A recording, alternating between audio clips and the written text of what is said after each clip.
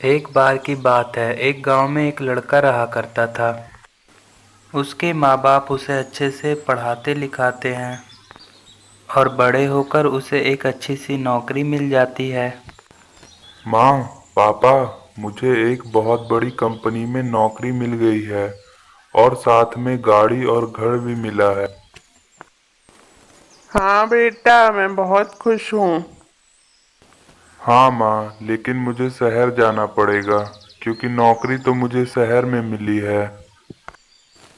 कोई बात नहीं बेटा, तुम जिंदगी में आगे बढ़ो और हमें क्या चाहिए। पर हम अपनी बाकी की जिंदगी यहीं बिताना चाहते हैं और चाहते हैं कि तुम्हारी शादी भी हो जाए। फिर तुम शहर जाकर आराम से रहो ताकि तुम्हारा भी कोई ध्यान रखने वाला हो। समझ रहे हो ना बेटा? फिर कविता और उमेश दोनों मिलकर सोनू की शादी करवा देते हैं। शादी के बाद सोनू अपनी बीवी राधा के साथ शहर जाता है। सोनू, ये घर तो तुम्हें ऑफिस की तरफ से मिला है। ये घर मुझे पसंद नहीं। मुझे तो छत वाला ही घर चाहिए जिसमें मैं सुंदर फूल और झूला लगा सकूं। ठीक है, अभी तो मेरी नौकरी लगी है। मेरे पास इतने पैसे कहाँ हैं कि मैं अपनी मर्जी का घर ले सकूं, और वो भी छत वाला। तुम्हें पता है, शहर में छत के साथ घर बहुत ज़्यादा ही महंगे मिलते हैं। नहीं नहीं, मुझे नहीं पता। आप मुझे लेके दीजिए। हम इस घर को किराए पे दे देते हैं और उन्हीं पैसों में थोड़े और पैसे मिलाकर नया घर ले लेते। आपके बजट में तो छत वाला घर आना मुश्किल है, लेकिन एक घर है जो आपके बजट में है, वो चाहे तो ले लो आप। ठीक है, हमें दिखा दो आप। राधा घर देखकर खुश हो जाती है और फिर छत पर जाती है। छत देखकर उसे घर पसंद आ जाता है। भैया, ये घर हमें पसंद है, हम इसी में रहेंगे। फिर राधा पूरे घर को बहुत ही सुंदर से सजा देती है और फिर छत पर पूरा गार्डन बना देती है और झूला भी लगवा देती है। अरे वाह, जैसा मैंने चाहा था ये बिल्कुल वैसा है। अब आराम से झूले पे बैठकर अपना टाइम पास करूंगी। अगले रात राधा खाना खाकर सोनू के साथ छत पर टहल रही होती है। राधा, चलो अब नीचे चलें, बहुत देर हो गई, रात बहुत हो चुकी है और कल फिर मुझे ऑफिस भी जाना है। ठीक है सोनू, तुम जाकर सो जाओ, मैं थोड़ी देर में आती हूँ। ओहो, ठीक है, तुम्हें तो बस यहीं रहना पसंद है। हा, लेकिन जल्दी आ जाना। इतना बोलकर सोनू नीचे सोने के लिए चला जाता है। राधा काफी देर तक छत पर ही रहती है और फिर जैसे ही झूले पर बैठती है तभी उसे डरावनी डरावनी आवाजें सुनाई देने लगती है और वो डर जाती है। अरे, ये कैसी आवाजें आ रही हैं? लेकिन मुझे कुछ दिख नहीं रहा है। चलो, अब मुझे भी नीचे जाना चाहिए। वैसे भी देर हो गई है और डर भी लग रहा है मुझे।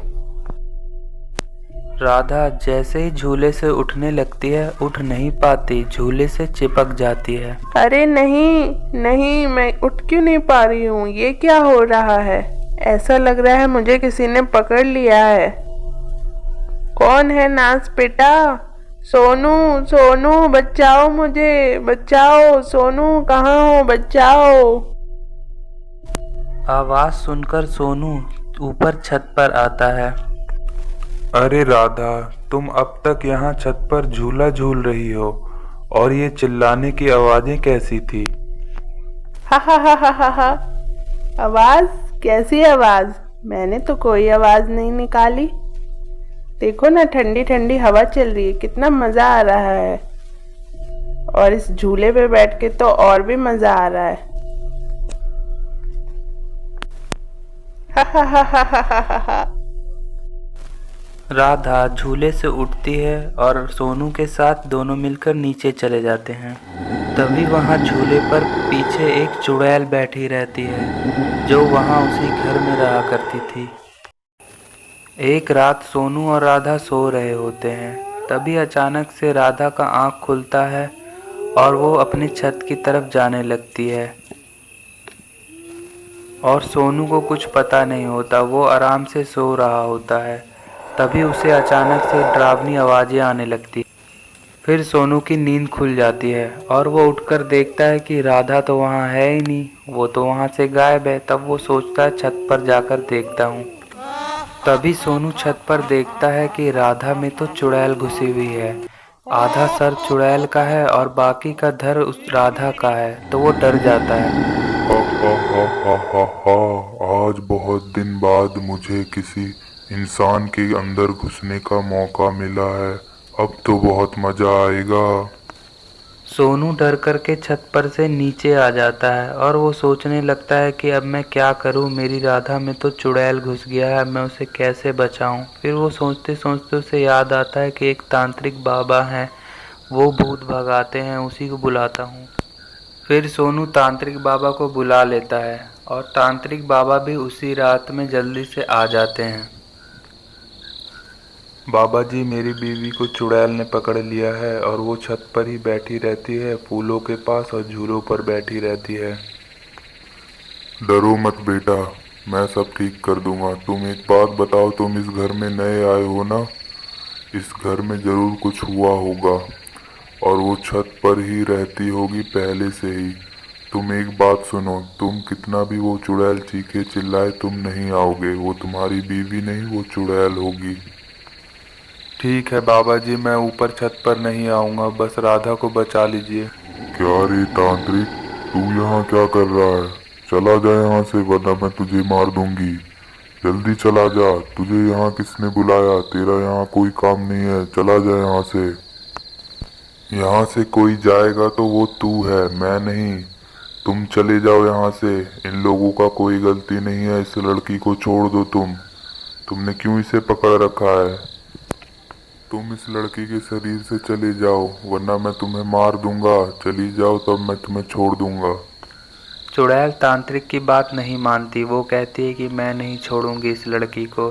तभी तांत्रिक वहाँ के फूलों में आग लगा देता है। वो समझ जाता है कि इस फूलों में ही इसकी जान है।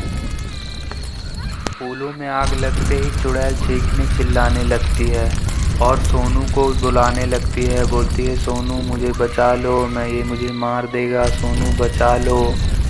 पर सोनू भी नहीं आता क्योंकि उसे तांत्रिक ने समझा दिया था। फिर चुड़ैल तांत्रिक को डराने धमकाने लगती है कि छोड़ दे मुझे वरना मैं तुझे मार दूंगी। पर तांत्रिक भी नहीं छोड़ता। वो धीरे धीरे फिर चुड़ैल मर जाती है और राधा वहीं बेहोश होकर गिर जाती है। तब तांत्रिक सोनू को भी ऊपर बुला लेता है। राधा की जान भी बच जाती है। सोनू उसे हॉस्पिटल से दिखाकर ले आता है। फिर वो दोनों अब इस घर को छोड़कर अपने पुराने घर में ही वापस चले जाते हैं।